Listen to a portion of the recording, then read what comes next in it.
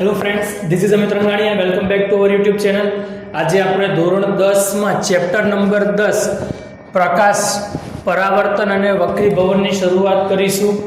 તો સૌથી પહેલા એની સામાન્ય માહિતી આપીએ અને ત્યારબાદ ચેપ્ટરની શરૂઆત કરીશું. તો સૌથી પહેલા પ્રકાશ, તો એના પ્રકાશ આપણને વસ્તુ ક્યારે દેખાય, પ્રકાશ સાથે સંકળાયેલી ઘટનાઓ અને પ્રકાશના ગુણધર્મો, આ સામાન્ય બાબતો છે. અને આ ચેપ્ટરને બે ભાગમાં વિભાજિત કરેલ છે, પ્રકાશનું પરાવર્તન અને પ્રકાશનું વક્રીભવન. આમ બે ભાગમાં ચેપ્ટરને વહેંચ્યું છે.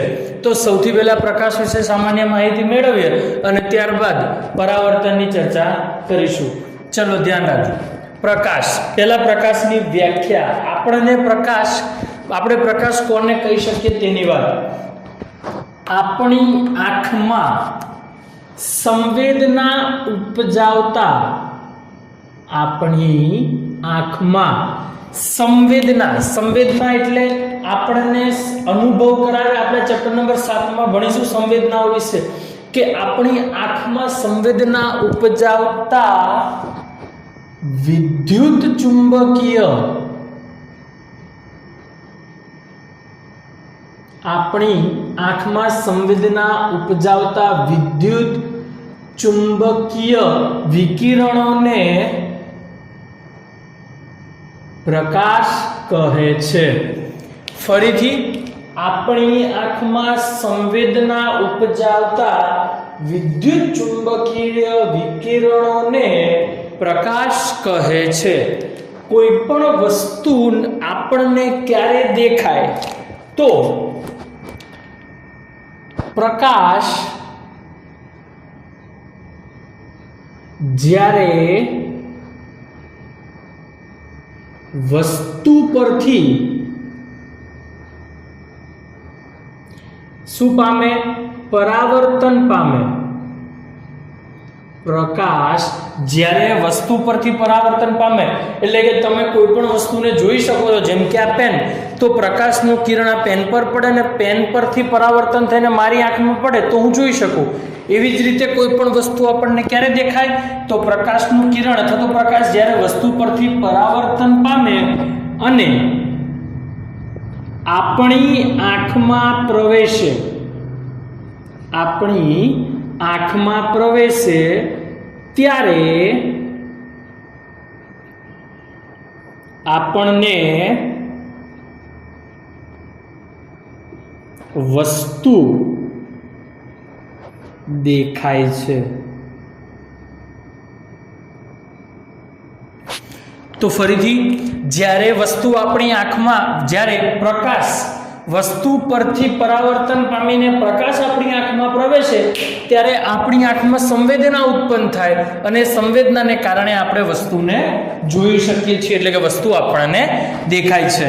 અને પ્રકાશ સાથે સંકળાયેલી ઘટનાઓ, તો આ ચેપ્ટરના છેલ્લા ટોપિકો છે સંકળાયેલી ઘટનાઓ.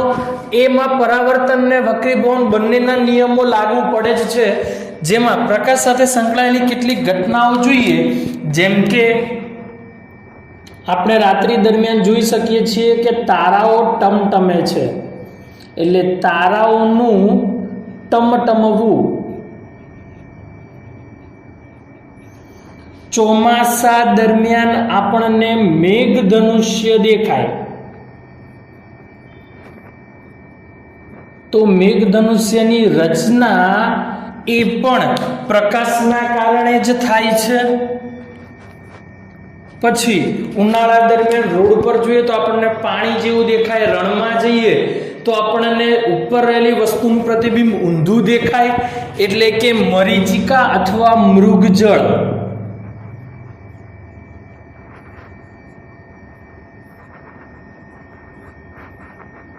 મરીચિકા અથવા મૃગજળ.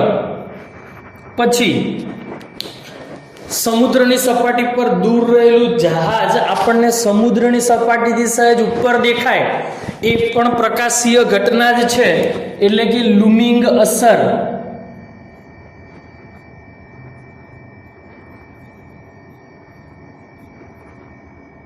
વગેરે વગેરે ઘણી બધી ઘટનાઓ છે જે પ્રકાશ સાથે સંકળાયેલી છે. હવે પ્રકાશના ગુણધર્મો જોઈએ તો પ્રકાશના ગુણધર્મોમાં પહેલો ગુણધર્મ, પ્રકાશ એ ઉર્જાનું સ્વરૂપ છે. આપણે ધોરણ 9 માં અભ્યાસ કરી ચૂક્યા છીએ ઉર્જા વિશે, કે ઉર્જા એક સ્વરૂપમાંથી બીજા સ્વરૂપમાં રૂપાંતર પામે, એટલે કે પ્રકાશ એ ઉર્જાનું સ્વરૂપ છે. પ્રકાશના પ્રસરણ માટે માધ્યમની જરૂર હોતી નથી. યાદ રાખજો મિત્રો, પ્રકાશના પ્રસરણ માટે માધ્યમની જરૂર હોતી નથી. આપણે ધોરણ 9 માં અભ્યાસ કરી ચૂક્યા છીએ. તેના માધ્યમને જરૂર હોતી નથી. તેથી પ્રકાશને કેવા કિરણો કહેવાય? યાદ આવ્યું? બિન યાંત્રિક કિરણો. ધ્વનિ પાઠમાં ભણી ચૂક્યા છીએ.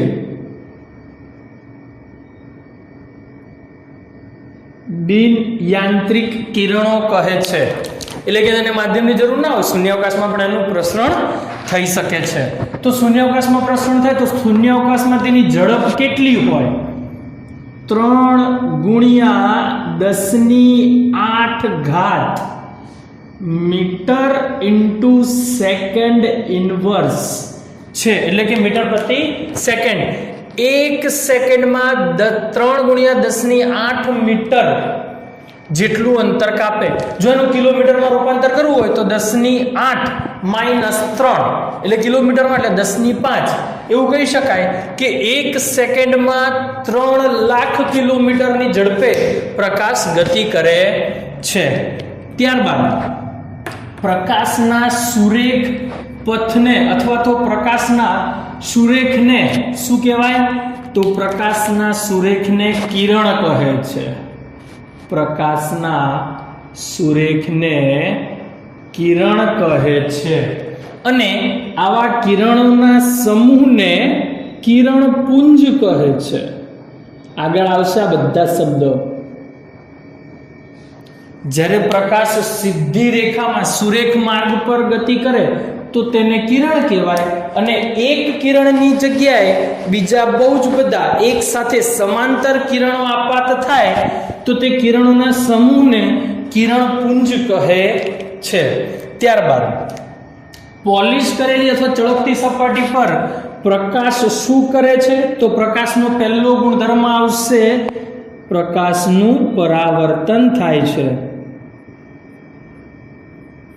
અને પારદર્શક માધ્યમ, ખાસ શબ્દ યાદ રાખવાનો, પારદર્શક માધ્યમ. જો પારદર્શક માધ્યમ ના હોય તો પોલિશ કરેલી સપાટી આવે. એટલે પારદર્શક માધ્યમમાં પ્રકાશનું વક્રીભવન થાય છે.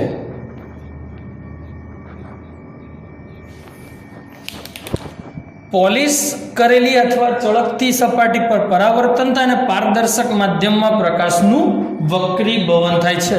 તો અહીંયા પ્રકાશની સામાન્ય માહિતી આવે છે. હવે પાઠની શરૂઆત કરીએ. પાઠની શરૂઆતમાં પરાવર્તન આવશે.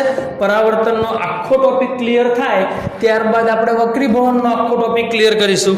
ત્યારબાદ પ્રકાશ સાથે સંકળાયેલી અમુક ઘટનાઓનું પણ ચર્ચા કરીશું, જે એ 4 માર્ક્સ માટે આઈએમપી સવાલોમાંથી એક છે. પરાવર્તન વિશે આપણે ધોરણ 8 માં તમે અભ્યાસ કરી ચૂક્યા જ છો કે પ્રકાશનું પરાવર્તન કોને કહેવાય?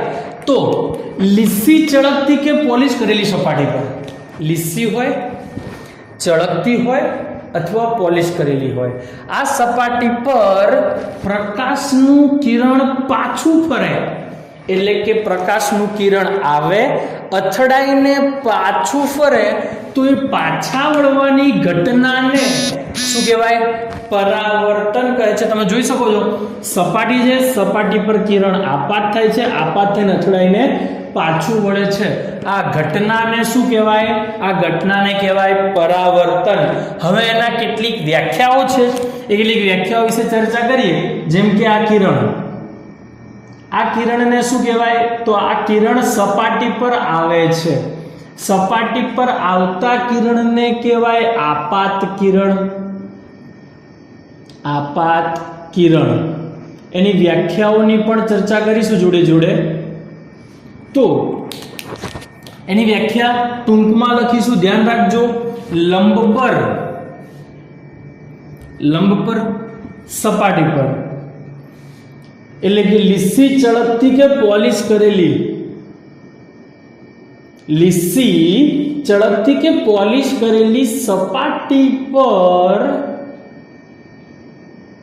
આપાત થતા અથવા તો આવતા કિરણને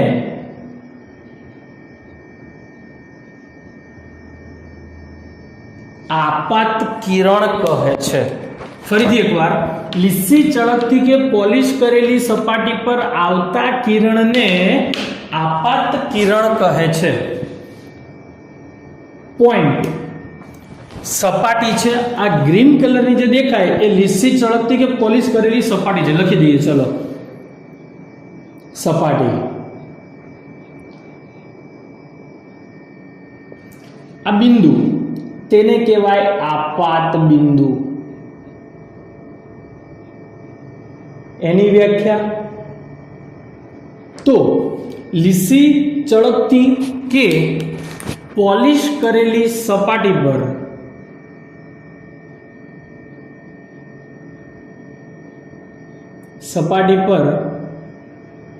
જે બિંદુએ આપાત કિરણ આપાત થાય, આપાત કિરણ શું થાય? આપાત થાય.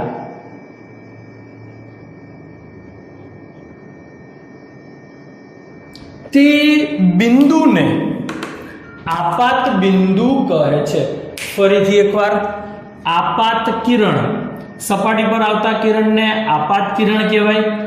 આપાત બિંદુ, સપાટી પર જે બિંદુએ આપાત કિરણ આપાત થાય તે બિંદુને આપાત બિંદુ કહે છે. ત્યારબાદ પરાવર્તિત કિરણ,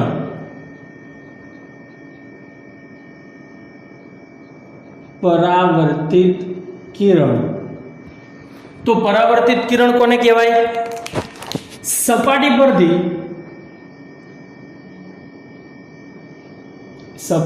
પરથી પાછા ફરતા કિરણને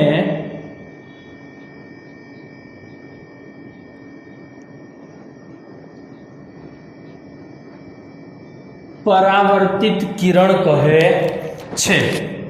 અને ત્યારબાદ સપાટીએ દોરેલ લંબ લખવાનું.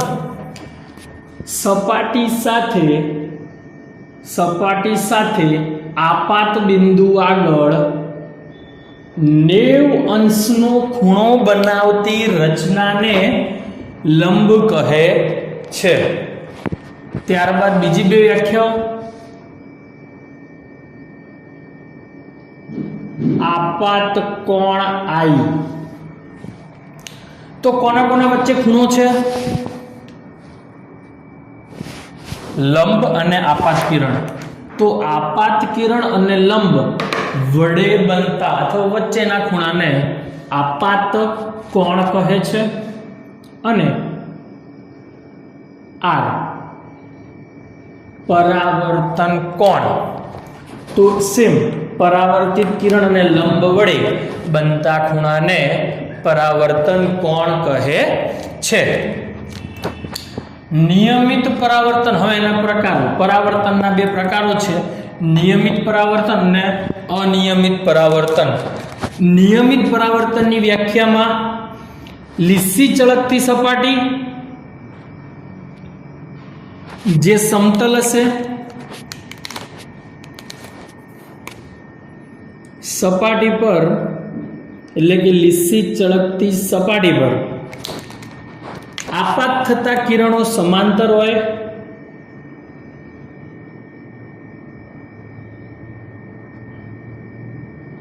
સમાંતર કિરણો આપાત થાય અને તે કિરણોનું પરાવર્તન સમાંતર થાય. ફરીથી એકવાર, આને આપણે કિરણોનો સમૂહ કહીએ તો કિરણપુંજ. અહીંયા એક જ કિરણ છે તો કિરણ, અને કિરણોનો સમૂહ છે તો કિરણપુંજ. તો સપાટી પર સમાંતર આપાત થાય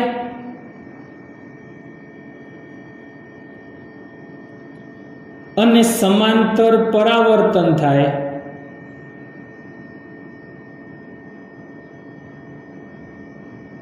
તેવા પરાવર્તનને નિયમિત પરાવર્તન કહે છે. પરંતુ અહીંયા ધ્યાન રાખવાનું, સપાટી કેવી લેવાની? લીસી સપાટી. અનિયમિત પરાવર્તનમાં એનાથી ઊંધું સપાટી લઈશું ખરબચડી,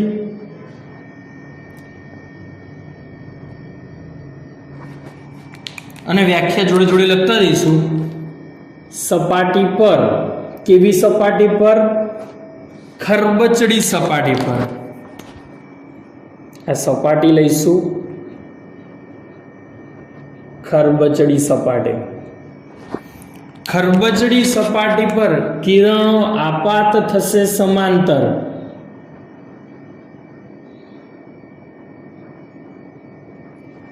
એટલે કે સમાંતર આપાત થાય.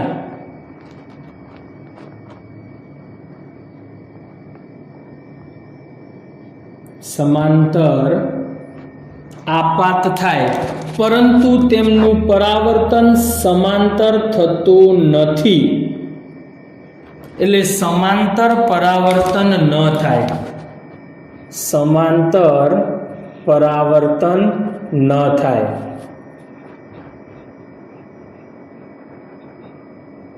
તેવા પરાવર્તનને અનિયમિત પરાવર્તન કહે છે. આપાત સમાંતર થાય પરંતુ પરાવર્તન સમાંતર ન થાય તેવા પરાવર્તનને અનિયમિત પરાવર્તન કહે છે. તેના નિયમો, તેના બે નિયમો છે. પહેલો નિયમ I = R. યાદ રાખવાની હિન્ટ છે, પેલા વાક્યમાં સમજી લઈએ કે આપાત કોણ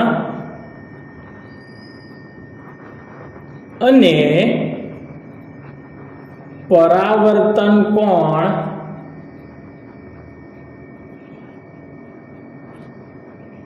કેવા હોય છે? સમાન મૂલ્યના હોય છે.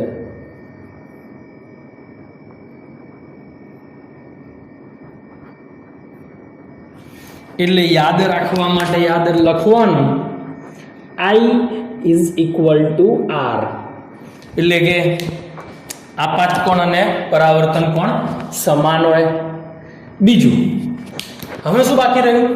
આપાત કિરણ, લંબ અને પરાવર્તિત કિરણ. તો આપાત કિરણ, લંબ અને પરાવર્તિત કિરણ ત્રણેય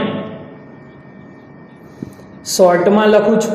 આપાત કિરણ, લંબ અને પરાવર્તિત કિરણ ત્રણેય એક જ સમતલમાં આવેલા હોય છે.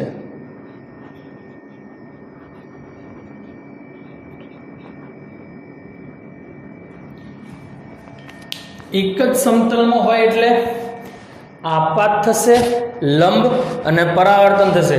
એક જ સપાટી ઉપર થાય. એક્ઝામ્પલ તરીકે આપણે મેથ્સમાં અક્ષ આવે, એક્સ અક્ષ, વાય અક્ષ, તો એક જ અક્ષ ઉપર થાય. 3D માં ના થાય કે આપાત થયું, પરાવર્તન થયું, એ થાય. પરંતુ આપાત થઈને અંદરની બાજુ પરાવર્તન થાય અથવા તો આ બાજુ પરાવર્તન થાય એવું શક્ય નથી. એટલે કે એક જ સમતલમાં થશે આપાત, પરાવર્તન, અથવા તો જો આપાત, પરાવર્તન એક જ સમતલમાં થાય છે.